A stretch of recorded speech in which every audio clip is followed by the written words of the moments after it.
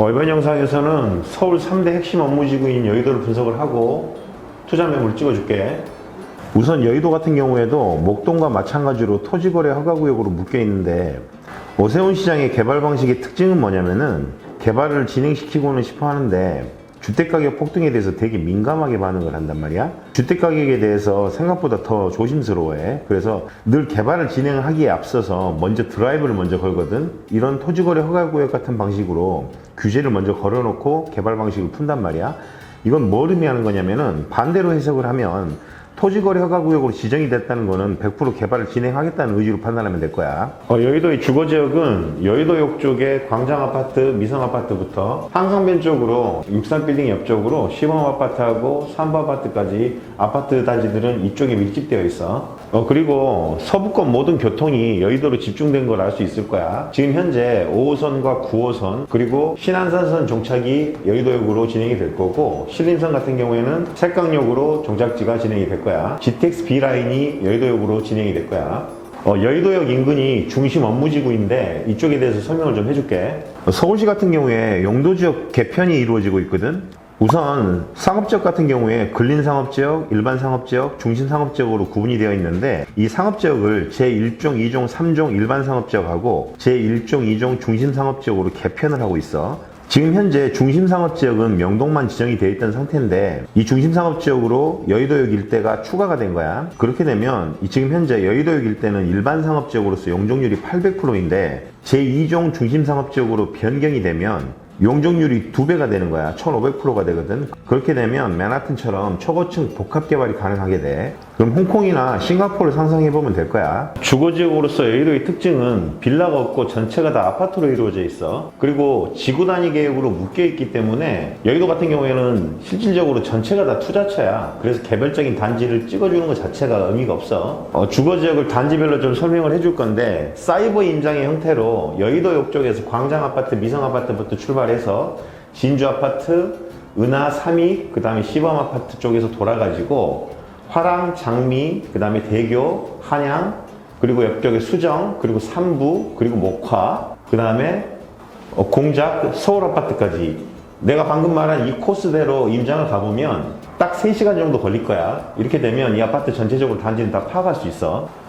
그럼 개별적인 단지들의 특징을 설명을 해줄게. 우선 광장아파트와 여의도 미성아파트가 통합으로 재건축이 진행이 될 예정인데, 이쪽 같은 경우에는 여의도역 초역세권이야. 그리고 신안산선이 2026년 4월경에 개통이 예정되어 있어. 광장아파트 같은 경우에는 744세대고 10개 동으로 이루어져 있어. 준공연도는 1978년 5월이야. 그리고 미성아파트 같은 경우에는 577세대고 5개 동으로 이루어져 있어. 준공연도는 1978년 5월. 이쪽 같은 경우에 학구는 윤중초등학교하고 윤중중학교가 단지 내에 있으니까 이쪽은 학군 부분에 대해서는 좀 유리하지. 그리고 이쪽이 여의도자이거든. 여의도자이가 여의도에서 마지막으로 분양했던 아파트 단지야. 2004년도에 분양을 했으니까 한 18년 정도 됐지. 여의도자이 같은 경우에는 580세대고 4개 동으로 이루어져 있어. 준공연도가 2008년 4월이야.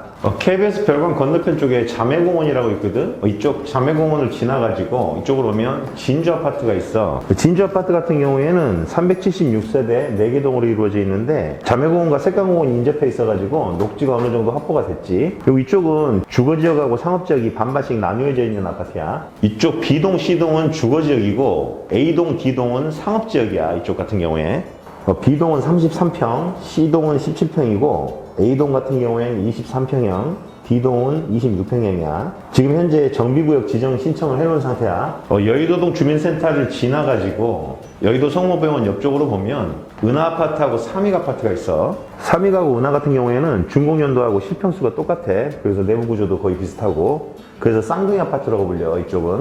이쪽 같은 경우에는 지금 현재 상업지역으로 종상향해서 용적률을 600%로 변경할 예정이거든. 그렇게 되면 기부 체납은 25% 정도 예상하면 될 거야. 은하아파트가 360세대 4개 동, 준공연도는 1974년 12월, 그리고 삼익아파트가 360세대 4개 동, 똑같이 1974년 10월이 준공이야. 그리고 63빌딩 옆쪽으로 여의도에서 가장 대표적인 단지지, 여의도 시범아파트야. 시범아파트 같은 경우에는 1578세대고 24개 동으로 이루어져 있어. 준공연도가 71년 12월이기 때문에 이쪽 같은 경우에는 50년이 넘은 아파트야 지금. 여의도 내에서 단지가 시범이 가장 크고 한강공원 접근성이 높지. 그래서 이 설계 부분은 다수의 세대에서 한강 조망이 나오게끔 설계를 하려고 계획을 하고 있어. 시범 아파트 같은 경우에도 준주거지역으로 용적률을 400%로 진행을 하고 기부 체납은 15% 정도로 지구단위 계획이 발표될 것으로 예상을 하고 있어.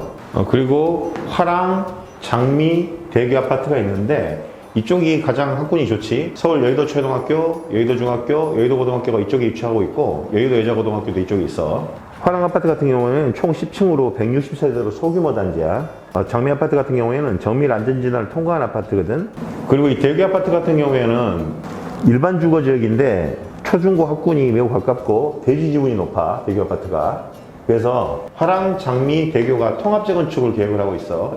이쪽 같은 경우에 준주거지역으로 정상형을 진행을 하고 용적률이 400%로 진행을 하게 되면 기부 체납은 대략 15% 정도로 추진을 하고 있어. 그리고 대교 밑에 이쪽이 한양 아파트거든. 한양 아파트 같은 경우에는 588세대고 8개 동으로 이루어져 있어. 준공연도는 2975년 11월.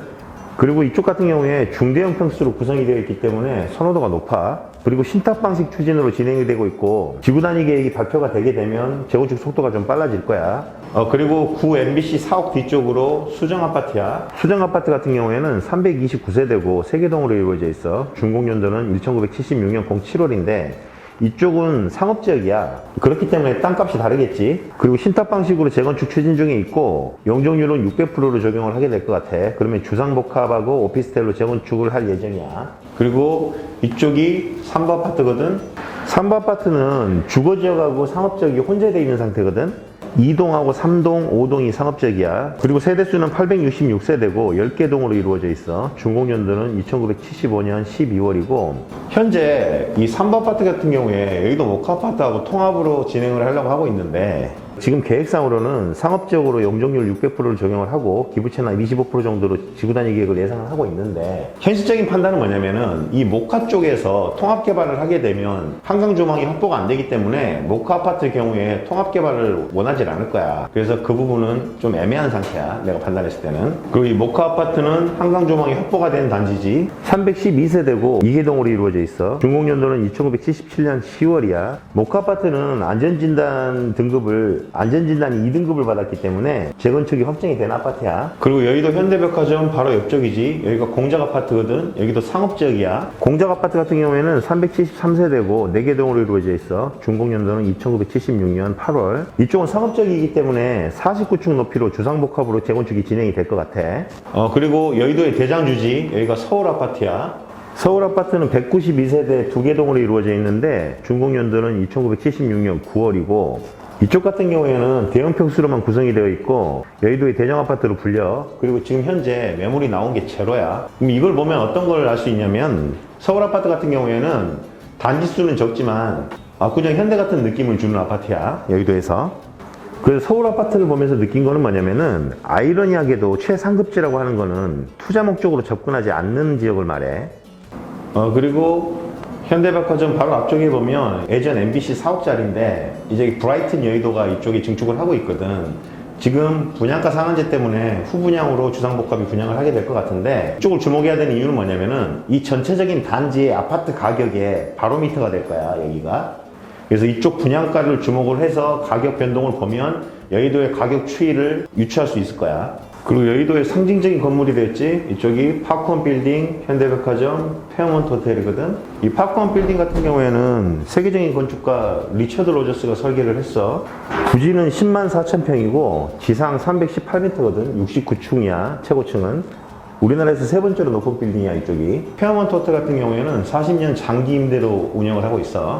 그 이쪽에 보면 IFC몰이 있거든. IFC몰을 추가로 설명을 해줄게. 최근에 신세계에서 IFC몰 인수를 추진을 하고 있거든.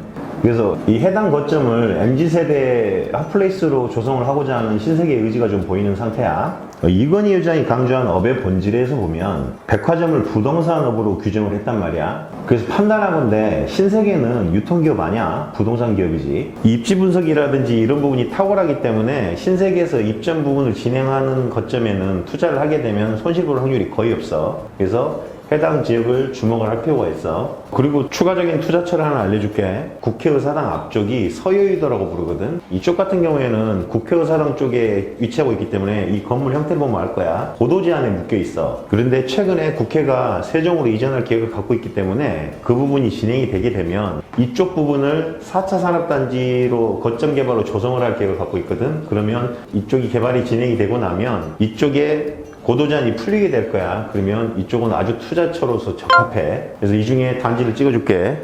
이 국회 앞쪽에 보면 이쪽에 여의도 파라곤이라는 오피스텔이 있어. 여의도 파라곤은 396세대고 한계동으로 이루어져 있거든. 준공연도는 2005년 10월이야. 이쪽에 쓰리룸 형태로 된 오피스텔이 있어. 그리고 한강 조망이 나오는 매물들이 있거든. 지금 현재 가격이 그렇게 높지 않아. 지금 이거 매입 해놓으면 가격 상승할 거야. 이거 사. 그리고 이쪽 일대 오피스텔들이 원룸형 오피스텔들이 있는데 지금 현재 가격이 송도보다도 싸. 그래서 금액으로 부족한 경우에 소액 투자처로서 이쪽에 있는 오피스텔도 매입해도 수익을 보게 될 거야. 그리고 부동산 투자의 4요소가 뭐냐면은 입지, 상품 가치, 레버리지, 타이밍이거든. 이 4개의 총 합이 가격이야. 그러면 부동산 투자할 때 어떤 부분에 주목해야 되는지 알겠지? 입지, 상품 가치, 레버리지, 타이밍. 그리고 주택 가격을 싸네 비싸네 왜 너네가 판단하는 거야? 가격은 시장이 판단해. 다 받을만 하니까 그 가격이 거래되는 거야. 어떤 지역 아파트가 오르는지 한마디로 정의 내려줄게. 내가 돈 잘 버는 남편을 둔 여자들이 좋아하는 지역이야. 듣기 좀 불편하지? 근데 진실은 늘 뼈아픈 거야. 내 뒤에 달콤한 얘기하는 사람을 좀 멀리해. 원래 지옥으로 가는 길은 선의로 포장되어 있거든. 폭락론자들 콘텐츠는 정보 제공이라기보다는 위로를 받기 위한 힐링 콘텐츠거든.